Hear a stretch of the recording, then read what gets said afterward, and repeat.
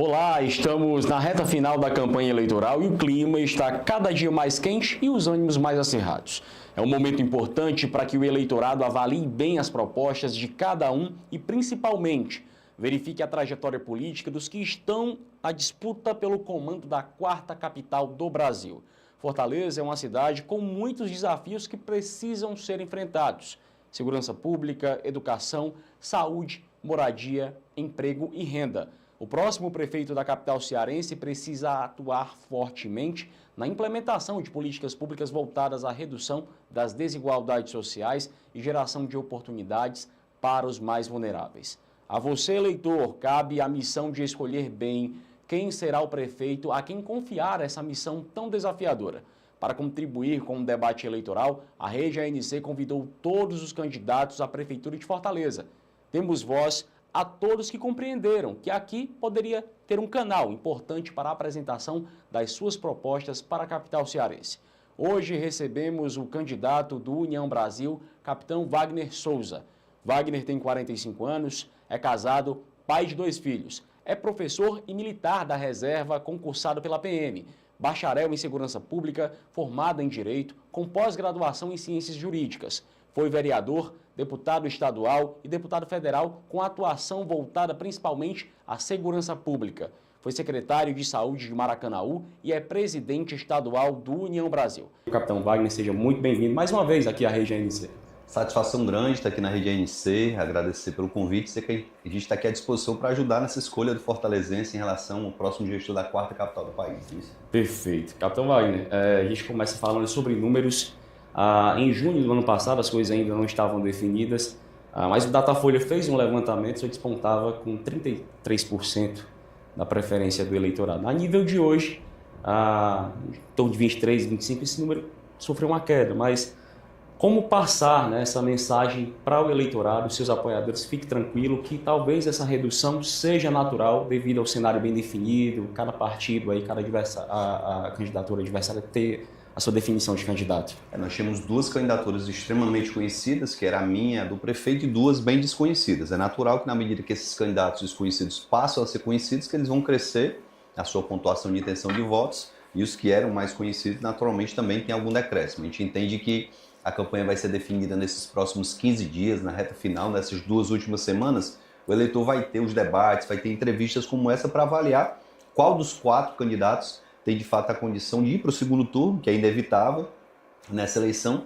e lá no dia 28 de outubro, 27 de outubro, na verdade, a gente ter aí o resultado de quem vai administrar essa cidade, que precisa de alguém maduro, com experiência. Eu fico muito feliz, a própria introdução aqui do programa fala da necessidade de conhecimento na educação. Eu sou professor, na saúde, fui gestor de saúde de Maracanaú e conseguimos entregar o resultado, e principalmente numa pauta que nunca foi admitida pelos outros candidatos. Eu sempre disse que a prefeitura tinha que dar sua parcela de contribuição em relação à segurança pública, e hoje todos defendem, convencidos de que é importante a prefeitura fazer isso. Com experiência em saúde, segurança e educação, a gente vem para esse debate com um plano de governo maduro, preparado a várias mãos e cabeças. Teve aí a coordenação do Carlos Matos, mas teve a participação de pessoas como o Marcos Holanda, que foi presidente do BNB e é professor da Faculdade de Economia da UFC. Teve aí o Alex, que foi ex-secretário de Turismo do Estado de Ceará, Nicole Barbosa, que foi secretária de Desenvolvimento Econômico, a Camila, que abraça essa causa do autismo e das crianças com deficiência. Então, estou muito feliz pelo que foi construído e convicto de que a gente vai fazer um grande trabalho até o dia 6, vencer a eleição e fazer uma grande gestão a partir de janeiro do próximo ano. Antes de nós falarmos sobre suas propostas para uma das áreas mais desafiadoras da capital, que é a segurança pública, como que o senhor avalia o discurso do prefeito em algumas oportunidades afirmar que a segurança pública de Fortaleza não é da competência dele? Olha, ontem a gente teve um debate, durante o debate o candidato do PT se confundiu. Primeiro ele disse, não é responsabilidade da prefeitura, depois diz, é responsabilidade da prefeitura. O candidato do PT está bem confuso e atrapalhado em relação aos debates. O prefeito, infelizmente, tem que arrumar desculpa pelo que ele não fez durante os 4 anos. Eu tenho dito de forma muito intensa que eu quero ser prefeito para nos próximos anos fazer o que o Sarto teve 4 anos para fazer e não fez. O que o Evandro Leitão não tem coragem para fazer e que o André não tem maturidade e experiência para fazer. Nós precisamos de alguém que assuma as suas responsabilidades. A gente tem visto o Evandro empurrar a responsabilidade para a prefeitura empurrar a responsabilidade para o governo do estado. Eu assumirei pessoalmente a responsabilidade de levar a paz para as comunidades que hoje são dominadas pelo crime organizado. Eu assumirei pessoalmente a responsabilidade de melhorar o atendimento de saúde nos postos, no Hospital da Mulher, nas UPAs, nos Frotinhas e Gonzaguinhas do próprio JF. Então, a gente precisa de um prefeito que trabalhe os 4 anos e que assuma as suas responsabilidades. É por isso que o sentimento de mudança é muito forte na cidade. Mas a cidade tem que entender que não é uma mudança qualquer. Tem que ser uma mudança com responsabilidade, com conhecimento, com capacidade de diálogo, e a nossa candidatura representa isso. Assim, daqui a pouco a gente fala sobre economia, e o senhor tem um projeto muito bem detalhado, já afirmado, a questão do Primeira Empresa. Ainda na área da segurança pública, você já tem algum projeto em mente para poder implementar aqui em Fortaleza, que o senhor possa retratar aqui para a população que nos acompanha? Sim, a gente tem alguns projetos na área da segurança pública. É importante frisar que o candidato André, por exemplo, está propondo trazer um caveirão com guardas municipais armados com fuzis para invadir as comunidades. Isso não vai levar paz para a comunidade, não. Você que está aí numa comunidade que tem na sua porta uma facção, sabe que se isso acontecer, o número de pessoas que vão ser mortas é muito maior do que está acontecendo hoje. A gente vai usar o que toda instituição que sabe fazer segurança faz com maestria, que é usar a inteligência e a tecnologia para evitar o cometimento de crime. Vou citar um exemplo do que o secretário de Segurança de São Paulo fez. Ele fez uma parceria com a presidente do Palmeiras, e o Allianz Parque hoje tem câmeras de vídeo monitoramento na entrada do estádio. Todo torcedor passa por essas câmeras que tem a leitura facial. Eu, para entrar na minha casa, eu só entro se eu passar primeiro por um leitor facial para saber que sou eu. Para entrar no apartamento da minha irmã, a mesma coisa. Para entrar em algumas empresas aqui em Fortaleza, já existe essa tecnologia. O que aconteceu lá no estádio do Palmeiras? No primeiro jogo, com câmeras com leitura facial, 20 indivíduos com mandado de prisão em aberto foram presos. No segundo jogo, 15 indivíduos presos. No terceiro jogo, 8. No quarto jogo, 5 indivíduos presos. A partir do quinto jogo, não teve mais prisão. Por quê? Porque quem tinha mandado de prisão em aberto entendeu que não dava para ir para o estádio do Palmeiras, porque ia ser preso. Então, nós vamos implementar na cidade de Fortaleza o Tô de Olho. O que é o Tô de Olho? É um sistema de câmeras com leitor facial e inteligência artificial para identificar pessoas que estejam nos postos de saúde, nos hospitais, nas escolas, nas areninhas, que porventura tenham um mandado de prisão em aberto. E a cereja do bolo, essas câmeras gradativamente serão instaladas nos ônibus da cidade. Imagine que quando a gente prender o primeiro indivíduo e sair na imprensa, as pessoas vão começar a entender, dentro do ônibus, quem tiver mandado de prisão em aberto vai ser identificado, vai ser preso. Então isso vai gerar uma sensação de segurança em todos esses espaços. Além disso, a gente vai melhorar a iluminação pública. Eu faço carreata e caminhada toda noite e vejo o quanto a periferia de Fortaleza precisa de uma melhoria na sua iluminação pública. Terceiro ponto, uma guarda municipal treinada, equipada e armada para levar paz para as comunidades. Não é para guerrear, não é para ir tomar os pertences de feirantes da José Avelino, é para cuidar das pessoas de fato. Esse é o nosso compromisso e vários outros projetos também nessa área da segurança. O senhor que vem do bairro João 23, né, tem acompanhado, precisou de oportunidade, precisou ter acesso a políticas públicas. Como é que o senhor tem analisado a visão da periferia hoje? O senhor tem falado que tem levado muitos projetos, programas para lá. É isso que o senhor tem sentido? Como é que o senhor avalia essa questão? Olha, o que a gente tem escutado na periferia é que o prefeito sumiu nos últimos 3 anos e meio, lembrou que ia concorrer a uma reeleição, meteu um óculos Juliette, meteu lá um terno, uma camisa despojada, querendo dizer que era garotão, e essa personagem funcionou. No começo da campanha, ele ganhou lá um aumento de seguidores na rede social, mas num dado momento as pessoas disseram, é isso? Somente isso que ele tem que apresentar para a cidade? E, logicamente, começou a derreter essa personagem que o prefeito Sarto criou. Hoje o prefeito Sarto está para abandonar a candidatura, está para abandonar a política e entrar no ramo do humor, concorrendo aí com os humoristas cearenses. E não é isso que a sociedade espera de um gestor que passou 4 anos à frente da cidade. Infelizmente, a nossa periferia está tomada por buracos, está tomada por postos de saúde sem medicamento e sem médico, está tomada, infelizmente, também pela violência, e a prefeitura não tem agido de forma proativa para dar sua parcela de contribuição. O prefeito sozinho não consegue resolver tudo, mas se ele tiver coragem e proatividade, ele vai dar exemplo para o próprio governador e vai ter como cobrar. Quando eu for prefeito, eu vou fazer meu mutirão de cirurgias de catarata para devolver a visão às pessoas e vou dizer, governador, fiz minha parte, está na hora do senhor fazer a sua. Eu vou colocar o tô de olho nas areninhas e praças, colocar uma melhor iluminação pública, levar os guardas municipais para lá e vou dizer, governador, fiz minha parte, está na hora do senhor fazer a sua. Na hora que essa concorrência positiva, quem é que ganha? É a comunidade.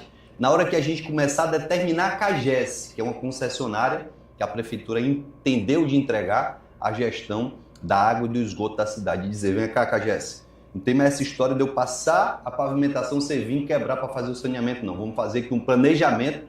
Antes de eu passar a pavimentação, você vai fazer o saneamento e só depois é que eu vou passar a pavimentação. Economia de recurso público e evitar um problema grave na periferia, que são os buracos causados pelas obras da CAGES. Ah, mas depois da CAGES passa lá um remendo mal feito, que quando vem a chuva infiltra e acaba desmanchando, como desmancha um sorrisal. Então, com essa expectativa de cuidar da periferia, da mesma forma que se cuida da beira-mar, é que a gente vai ter uma cidade muito melhor e mais unida. A gente vive escutando as pessoas que existem duas fortalezas. Uma da 13 de maio para cá e outra da 13 de maio para lá. Na periferia, o sentimento é de abandono, de ruas mal iluminadas, de violência, enquanto que na beira-mar a gente parece que está num país europeu. A gente quer levar essa mesma qualidade dos serviços que é prestado na beira-mar para o Vila do Mar, lá para a Praia do Futuro e para o restante da cidade. Ações e projetos para a juventude de Fortaleza. Olha, a gente tem convicção que a gente só vai mudar essa realidade social de Fortaleza, que é o maior PIB do Nordeste, mas é a terceira cidade mais desigual do Nordeste, quando a gente levar a oportunidade para os jovens. Você acabou de citar, eu vim lá do João 23 e foi uma oportunidade de fazer um curso de técnica e eletrotécnica na Escola Técnica Federal do Ceará, que me tirou daquela situação e me fez crescer, passar no concurso público, me tornar professor e ser quem eu sou hoje. Então a oportunidade que eu tive, eu quero dar para esses jovens da periferia. De que forma? Garantindo a qualificação profissional numa área que está bombando. Hoje todo mundo quer trabalhar com tecnologia. Se você chegar lá na periferia e disser para um jovem, meu filho, vamos ali fazer um curso de bombeiro hidráulico, poucos vão se interessar. Mas se você chegar lá e disser, vamos fazer um curso na área tecnológica para você aprender a fazer games, a fazer aplicativos, a ser um programador na área tecnológica. A meninada com certeza vai querer. E o melhor, esse tipo de atividade gera uma remuneração na média de 4 a 5 mil reais, diferente de empregos que você tem uma situação precária e só vai ganhar um salário mínimo. Então a gente quer levar essas oportunidades para os jovens da periferia. Por isso que nós temos no plano de governo as areninhas da inovação. Locais que vão estar instalados ali do lado da areninha para esses jovens baterem sua bolazinha, mas depois se capacitarem na área tecnológica. O senhor tem falado muito, né, sobre a sua experiência à frente da Secretaria de Saúde de Maracanaú. Você acredita que a sua experiência lá é capaz de trazer a sua bagagem, capaz de resolver os problemas que Fortaleza vive hoje na área da saúde? Olha, eu me apaixonei pela saúde a partir dessa experiência que eu tive lá em Maracanaú, que é muito desafiador. Você imaginar que segurança é complexo, mas saúde é muito mais complexo do que segurança. Imagine que eu encontrei em Maracanaú uma realidade de uma fila grande para consultas com um proctologista. Aí nós contratamos o proctologista e colocamos para atender. De repente começou a aumentar a demanda de receitas e eu tive que comprar mais medicamentos por conta das receitas que o proctologista estava emitindo. Aí aumentou a demanda por exames da área de proctologia. Depois aumentaram a cirurgia. Se a gente não tiver um planejamento, as filas vão continuar existindo. Eu só vou mover a fila da consulta para o exame, do exame para a cirurgia. Então a gente tem que ter agilidade e planejamento para as coisas fluírem de fato. Quando eu lembro que em 2022 o município de Maracanaú tinha uma nota 5 do Previne Brasil e nós entregamos com a equipe técnica competente, os adversários até questionam, mas não foi você. Não fui eu não, foi uma equipe de pessoas competentes e abnegadas que eu apenas liderei. Eu entreguei o município com a nota 9. Hoje a nota do município já é 9,27. Então a gente tem convicção que Maracanaú está no caminho muito correto. Fortaleza ainda tem uma nota 7,5. Lá a gente ampliou os atendimentos para as famílias atípicas, as crianças autistas em Maracanaú.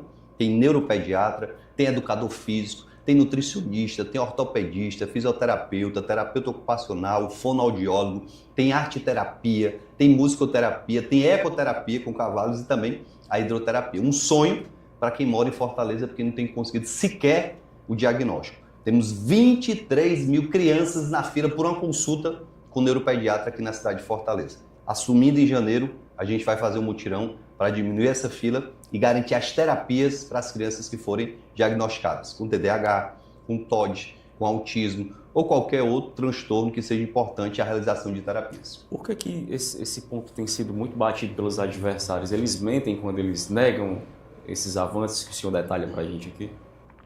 Olha, eu tenho plena convicção que incomoda os adversários no curto espaço de tempo, em 1 ano e 1 mês que eu passei como gestor lá, ter um resultado tão positivo. A grande questão é que isso aconteceu primeiro, porque o prefeito me deu carta branca, me deu autonomia para fazer o que era preciso fazer. Segundo, eu tive a capacidade de buscar recursos em Brasília, e aqui eu tenho que agradecer a todos que me mandaram recursos, para eu ampliar as emendas parlamentares, que em 2022 foram de 4 milhões de reais para 30 milhões de reais em 2023. Aí nisso me ajudou Eduardo Girão, me ajudou a deputada Fernanda, o deputado Danilo, a Daiane e vários outros parlamentares que ajudaram, inclusive deputados do PT, como a Luiziane e o Zé Ayrton, mandaram recursos lá para Maracanaú. Com esse valor eu tive como ampliar os serviços de saúde. Eu fui bater na porta da secretária de saúde do Estado, mesmo sendo adversária do governo do Estado. Eu fui bater na porta do Ministério da Saúde, que me garantiu e viabilizou telemedicina para os 28 postos de Maracanaú, sem eu gastar R$1 do município. Então, estou convicto que isso incomoda, em tão pouco tempo, fazer tudo isso. E a gente tem plena convicção que em Fortaleza, com um recurso muito maior, a gente vai poder fazer durante esses 4 anos um grande trabalho para tirar a saúde de Fortaleza da UTI, onde ela se encontra. Você fala muito sobre a questão das parcerias, a necessidade das parcerias. A Issarto falou aqui que um dos grandes problemas que ele enfrentou foi a questão dele ter feito pelo menos o pedido formal de 7 reuniões com o governador e não ter sido atendidas em nenhuma. Você acha que o senhor, vencendo essas eleições, chegando à prefeitura de Fortaleza, o senhor corre o risco de sofrer esses impasses por ser da oposição ao governo do Estado? Eu acredito que não, porque sendo oposição, eu bati na porta da secretária de saúde e fui atendido, bati na porta do Ministério da Saúde e fui atendido, e eu tenho ainda uma outra coisa que eu posso afirmar. O ministro do Turismo do país é do nosso partido, é meu amigo pessoal, o Celso Sabino, que já disse: Wagner, assumindo a prefeitura em janeiro, pode vir aqui no Ministério que a gente vai construir um projeto para levar obras estruturantes na área do turismo, para a realização de eventos, porque a cidade de Fortaleza é um patrimônio do turismo e da geração de empregos do Brasil. A gente tem também a indicação do ministro do Desenvolvimento Regional, que pode nos ajudar nessa área, além dos deputados, que eu tenho excelente relação com todos os parlamentares, com os senadores que vão, durante esses 4 anos, me ajudarem a fazer uma grande gestão aqui na capital. Em entrevistas a veículos locais, eu tenho falado coisas a respeito de, por exemplo, a criação do Conselho dos Ex-Gestores. E isso eu falo muito sobre maturidade. O Wagner, de 16, cogitaria uma aproximação com ex-opositores, digamos assim? Olha, eu já disse, as pessoas até destoam o meu discurso. Eu vou reafirmar aqui. Terei um conselho de ex-prefeitos com quem eu vou dialogar, com quem eu vou conversar e vou me aconselhar. Eu tenho plena convicção que o Cambraia, quando foi prefeito, deve ter tido alguma dificuldade. Ele pode dizer: Wagner, cuidado com isso aqui porque eu tive essa dificuldade. Vai por esse caminho que aqui foi mais fácil. O doutor Lúcio foi prefeito, é nosso amigo pessoal, também vai me ajudar. O próprio Roberto Cláudio, a Luiziane, todas essas pessoas, eu tenho relação de conversar, diferente de algumas pessoas que se negam a sentar para dialogar. Me explique como é que alguém dizendo que não senta com o governador, não senta com o presidente, não senta com ninguém de partido adversário, vai fazer uma boa gestão. Eu só fiz uma boa gestão na saúde de Maracanaú porque eu sentei com todo mundo e tive a humildade de pedir ajuda. Olha só, governador do estado mais rico do país, governador de São Paulo, Tarcísio, teve a humildade de receber o presidente da República lá e dizer: presidente, eu tenho uma obra estruturante muito importante aqui para o estado de São Paulo que eu não consigo construir sozinho, porque é cara. Eu preciso da ajuda do governo federal. Ele publicamente pediu a ajuda do presidente, que teve que dizer que ia ajudar. Olha, é isso que eu vou fazer. Eu vou pedir ajuda pública justamente para eu ter também uma posição firme de quem é governador, de quem é ministro, de quem é senador, para que essas pessoas possam nos ajudar. Lembre, passado o dia 27 de outubro, seja quem for o prefeito, ele vai ter que dialogar. Não é com discurso radical, não é querendo ser melhor do que ninguém, não é com arrogância que alguém vai fazer uma boa gestão aqui na cidade. Perceba o risco que nós corremos hoje. O PT está tentando a todo custo levar o candidato André para o segundo turno. Por que o PT quer o André no segundo turno? Faça a reflexão. Até hoje o PT não massificou na sua campanha de TV qualquer crítica ao André. Mas todo dia tem porrada em mim. Todo dia, todo dia. Meu povo, a intenção do PT é levar o André para o segundo turno para começar a mostrar o que o André fazia no seu canal do YouTube. A posição do André é contra a lei do feminicídio. Eu sou profissional de segurança. Quantas famílias eu não vi chorar porque meninas foram mortas simplesmente por serem mulheres? Quantas mulheres não foram mortas pelos seus próprios companheiros? E o André disse que essa lei não serve para nada, que é um absurdo existir a lei do feminicídio. Sabe o que ela prevê? A lei do feminicídio aplica penas mais duras para quem mata uma mulher. O André disse que ela não serve para nada. O André votou contra a igualdade salarial entre homens e mulheres. Veja que absurdo. O André foi condenado por acusar uma jornalista mulher de trocar informações para matérias jornalísticas por sexo. Olha que absurdo. Foi condenado a pagar 50 mil reais em virtude dessa calúnia e dessa difamação contra uma mulher. Vão usar isso contra o André no segundo turno, vão dizer que ele foi contra a vacina, vão dizer que durante a pandemia ele estava na praia, brigando e discutindo com guardas municipais, as imagens são públicas, tá aí, para todo mundo ver. Vão dizer que o André, no seu canal do YouTube, ele pegava um papelão e dizia, olha, isso aqui é minha namorada, e com a faca ficava esfaqueando o papel, simulando que isso seria a namorada. Isso vai ser usado contra o André no segundo turno e com certeza isso vai desmontar a personagem que o André está apresentando na sua própria propaganda de TV. O deputado federal Nicolas Ferreira, inclusive, falou sobre isso e, palavras dele, deseja que vocês estivessem unidos contra a esquerda aqui em Fortaleza. Como é que você avalia isso? Eu tenho plena convicção que se os dois partidos estivessem unidos, a gente venceria a eleição já no primeiro turno. Os números mostram isso, né? Somando meus votos com ele em qualquer pesquisa, dá a maioria ampla e a gente fica triste. Eu tentei a todo custo construir essa unidade. Olha o que é importante o eleitor entender. Há muito tempo eu tenho lutado contra esse sistema. Hoje o André disse que é antissistema, mas quem começou a luta contra o sistema fui eu, lá em 2010, quando desafiei os Ferreira Gomes. Na sequência, continuei lutando. Num dado momento, juntou-se os Ferreira Gomes com o PT contra mim. Eu fui o único político cearense com coragem de enfrentar a candidatura de governador em 2018. Em 2022. Em 2022, aflorou na cidade de Fortaleza o desejo por mudança. Tanto que aqui nós ganhamos a eleição, percebendo esse sentimento de mudança que foi construído durante mais de 12 anos de trabalho na política. Infelizmente, o PT percebeu e estimulou candidaturas do nosso grupo político para dividir. Isso é muito claro. Essa divisão coloca em risco, mas eu tenho plena convicção que a população já entendeu que a mudança madura, responsável, que tem coragem, tem pulso firme para investir em segurança, que tem, sem dúvida nenhuma, a capacidade de gestão para tirar a saúde de Fortaleza da UTI e a coragem para acabar com a indústria da multa e para acabar com a taxa de lixo, é a nossa candidatura. O resto é muita conversa e pouca proposta. Olha só, o André protocolou no TRE um plano de governo com 3 páginas e meia. De tanto receber crítica, aí ele foi lá e copiou algumas ideias de outros planos e apresentou um outro plano com 44 páginas. Nós apresentamos um plano robusto, com mais de 100 páginas, mas com coisas efetivas e objetivas. A gente não ficou vendendo ideia subjetiva. Está lá cada ponto do plano de governo explicado. Está lá o tô de olho. Está lá o meu compromisso de fazer o Hospital da Mulher funcionar de verdade, integralmente, com atendimento de emergência 24 horas. Está lá um compromisso muito forte que nós temos também com a causa animal de construir e criar o primeiro hospital PET veterinário da cidade de Fortaleza. Muitas dessas ideias já foram copiadas pelos adversários. A do Hospital do Idoso ainda não, a do Hospital PET ainda não, mas espero que já vão copiar com certeza. Aqui em Fortaleza, PT tem o Lula, PDT tem Ciro, a PL tem Bolsonaro. E no podcast Independente, a Luiziane chegou a comentar que o senhor tem uma liderança muito antes do surgimento de Bolsonaro no cenário político.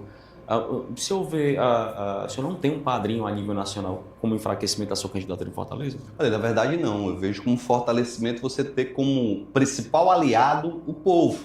Como é que um tem o Ciro, outro tem o Lula, o outro tem o Bolsonaro, e eu continuo na frente nas pesquisas, ganhando de todo mundo no segundo turno, a 19 dias da eleição. Isso demonstra uma resiliência muito forte, acho que essa é a principal característica. Eu sou tão apaixonado por essa cidade, que algumas pessoas dizem, rapaz, para com isso, desiste. Eu não desisto da cidade que eu amo, a cidade que me deu tudo que eu tenho na minha vida. Eu quero ter a oportunidade de fazer pelos jovens da periferia a mesma oportunidade que eu tive lá atrás. Então estou muito convicto que com a aliança que eu tenho construído com o povo, sem conchavo, sem um bloco partidário como tem o candidato PT, 14, 15 partidos, eu não sei.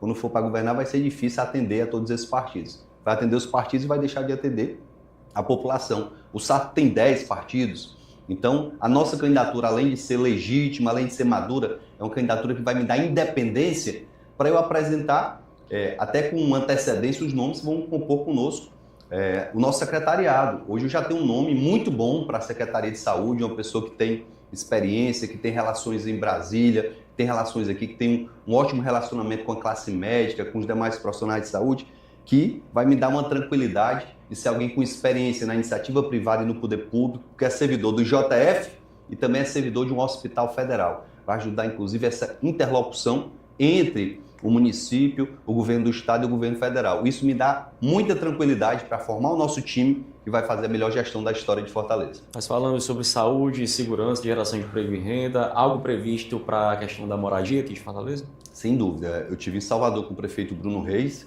que deve ser reeleito aí com uns 75% das intenções de voto, é o que as pesquisas mostram hoje. Eu até disse para alguns amigos que eu não imaginava que o Bruno Reis pudesse superar o Assemineto lá em Salvador. A Assemineto fez um grande trabalho, deixou um grande legado lá no município de Salvador, semelhante ao que o Roberto Cláudio fez aqui em Fortaleza, e infelizmente o Sarto não conseguiu dar continuidade.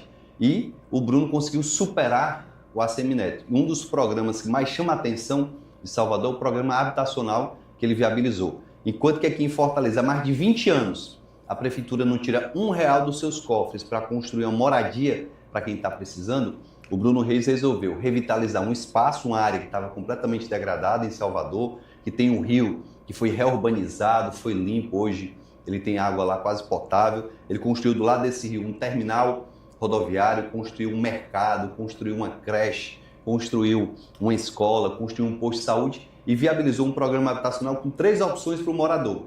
Ele chega lá para o morador da área de risco e diz: meu irmão, você tem a opção de repente me entregar a sua casa para eu demolir e reurbanizar aqui a área e eu te pagar uma outra casa no mesmo valor em qualquer ponto da cidade, ou tu tem a oportunidade de eu te entregar um sobrado nesses moldes aqui, ou então, se tu quiser, eu vou te entregar um apartamento nessas condições. O morador fica encantado, porque ele tem 3 opções e facilmente ele desocupa aquele imóvel e as obras são viabilizadas. Ele fez isso agora recentemente com 750 moradias. Ele me disse algo que me chamou a atenção. Ele disse: Wagner, na hora que eu lancei o programa, ele foi tão bem aceito pela comunidade que o governador ficou enciumado e disse: eu vou fazer um outro com mais de 1.000 moradias. Olha só, a competição entre a prefeitura, que é do União Brasil, e o governo, que é do PT, gerou um aspecto positivo para a população. As pessoas foram beneficiadas com 2 programas em vez de 1. Perfeitamente. A gente está quase chegando ao finalzinho aqui da nossa entrevista. Queria falar com você sobre um tema muito polêmico, a questão da taxa do lixo. Sarto tem dito que todos aqueles que estão prometendo tirar a taxa do lixo sabem que não é possível. É possível ou não é possível?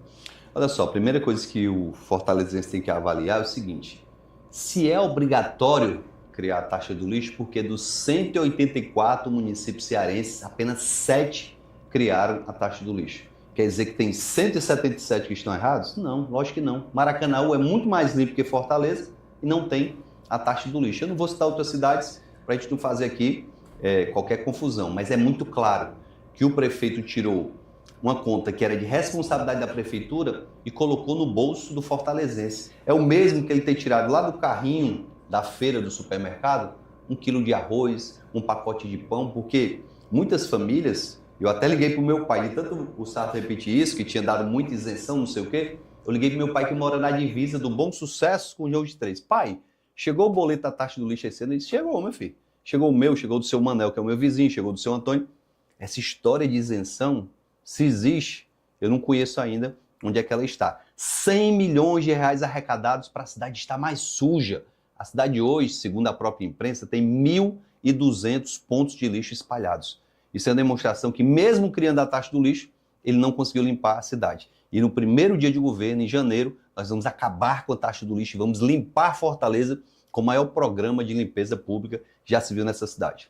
Sua candidata a vice, a Gilene, como é que ela vai poder lhe ajudar a tocar essa difícil missão de administrar Fortaleza? Olha, a Gilene é conselheira tutelar, é nutricionista, é mãe, é uma pessoa formidável, é cristã, é uma pessoa que tem princípios, assim como eu tenho também, e sem dúvida nenhuma, quero que ela fique responsável, principalmente por essa área que vai cuidar da infância, da juventude, que vai gerar oportunidades para quem mora na periferia. Todo mundo sabe o poder que tem a igreja de entrar nessas comunidades mais carentes, até em comunidades que são dominadas pelo crime. O crime respeita a igreja, então a Edilene vai representar isso, vai ser a prefeitura entrando nessas comunidades para prestar serviços, para dar assistência social, para gerar emprego e renda para quem quer trabalhar Então vou dar essa missão a Edilene, ela já disse que não quer ficar no gabinete vice, ela quer ser secretária, ela quer assumir uma função, e eu tenho um compromisso não só com ela, mas com a cidade. Quando eu dou a Edilene uma função de secretária, eu aproveito a única pessoa que ficaria em casa como vice-prefeito, que não tem responsabilidade, só assumir no lugar do prefeito, caso ele se afaste, para que ela receba a sua remuneração, mas trabalhe por isso. E eu fico muito feliz em saber que ela é capacitada e vai me ajudar muito a cuidar da infância e da juventude. Expectativa para a composição da Câmara Municipal, já que é importante ter vereadores parceiros, né, para emplacamento de projetos. Olha, a gente acredita muito que a União Brasil deve eleger 5 ou 6 vereadores. Na composição que a gente vai ter no segundo turno, a gente vai dialogar com outros partidos, mas eu fui vereador e tenho plena convicção que não terei qualquer dificuldade em dialogar com a Câmara, em ampliar nossa base aliada para que esses projetos que a gente está se comprometendo aqui possam ser aprovados com diálogo, com responsabilidade, mas também com facilidade, justamente por ter sido vereador e entender o quanto o vereador é uma figura importante, que está lá na ponta, nas comunidades, prestando serviço, cobrando da prefeitura, mas representando os interesses da comunidade que ele representa. Quem o senhor deseja que apoie no segundo turno, caso o senhor chegue lá? Olha, é muito ruim dizer quem eu quero que me apoie, porque eu vou estar dizendo que a pessoa não vai estar no segundo turno, mas todo e qualquer candidato que não chegar no segundo turno e quiser dialogar, e quiser a mudança de verdade, não é uma mudança qualquer, a mudança para gerar mais segurança, mais saúde, mais educação, que se comprometa com a cidade de forma republicana, a gente vai dialogar, vai conversar e vai acolher muito bem. A gente já tem visto um movimento de pessoas ligadas a outras candidaturas se aproximando, querendo estar conosco já no primeiro turno. Isso é uma demonstração muito forte de que a nossa candidatura é viável e, logicamente, chegando no segundo turno, isso vai se ampliar. Espero que aqueles que queiram o bem da cidade de Fortaleza e não chegarem lá possam nos apoiar no segundo turno, porque vai ser uma demonstração de força e de aliança que vai ser o grande diferencial para vencer. Perfeito, Capitão Wagner, muito obrigado pela sua participação, pela explanar aqui esses projetos para a população de Fortaleza, e aquela Câmara é toda sua, você tem 2 minutos para suas considerações finais. Primeiro, agradecer a INC pela oportunidade, olhando aqui para o fortalezense, pedir humildemente uma chance. Tudo que eu peço a vocês é uma chance para fazer o que eu fiz a minha vida toda. Em toda oportunidade que eu tive, eu me agarrei a essa chance com unhas e dentes. Foi assim quando lá com 14 anos eu iniciei o meu curso de técnico e eletrotécnica, estudei muito para ser um bom técnico, consegui meu emprego muito cedo. Foi assim também quando eu fiz o concurso para oficial da Polícia Militar, estudando de manhã, de tarde e de noite, tirei o 2º lugar para oficial da Polícia Militar. Foi assim quando eu fiz o concurso da PRF, que eu tirei o 1º lugar. Foi assim quando eu me candidatei a vereador e fui o mais votado da história de Fortaleza. Quando eu me candidatei a deputado estadual, que eu fui o mais votado da história do Ceará, federal também. Eu quero ser não só o prefeito mais votado, mas o melhor prefeito da história dessa cidade. O prefeito que vai cuidar das crianças autistas e das mães que sofrem muito por conta do abandono dessas crianças. O prefeito que vai cuidar dos jovens e vai dar oportunidade para esses jovens terem um futuro melhor. O prefeito que vai cuidar do trabalhador e dos empreendedores. Que vai cuidar da área nobre, mas vai ter um cuidado muito especial com a periferia da cidade, não só trabalhando na véspera da eleição, mas trabalhando 4 anos por uma cidade justa, igual e unida. Peço a vocês que me dêem uma chance votando 44. Perfeitamente. Assim nós encerramos mais uma entrevista com um dos candidatos à Prefeitura de Fortaleza, a Rede ANC, na cobertura das eleições 2024. Você já sabe, se acontece no Ceará, vira notícia aqui.